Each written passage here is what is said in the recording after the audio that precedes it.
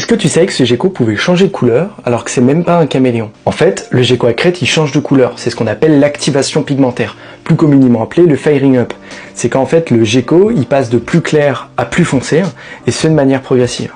Et du coup ça donne des superbes couleurs comme elle.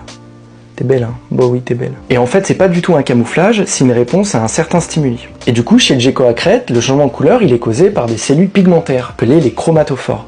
Et contrairement au caméléon, le gecko à crête, lui, il est pas capable de pouvoir les contrôler. Et donc, on va pouvoir observer plusieurs facteurs qui vont causer ce changement de couleur. Donc, premièrement, on va avoir l'activité nocturne. Il devient plus vif quand il est actif. La température et l'humidité vont aussi avoir un impact sur la pigmentation du gecko à crête. Tandis que le stress ou l'excitation va avoir un impact sur le contraste du gecko à crête. Alors bien sûr, chaque individu va avoir un impact différent à ces stimuli, c'est ce qu'on appelle la génétique. Alors un changement de couleur ne veut pas dire qu'il est malade ou en danger, ça veut juste témoigner de son état d'éveil ou d'environnement. Mais observer ces variations, ça permet de mieux comprendre son rythme et ses conditions de vie. Alors si ton gecko change de couleur, c'est un super indicateur à condition de savoir les interpréter.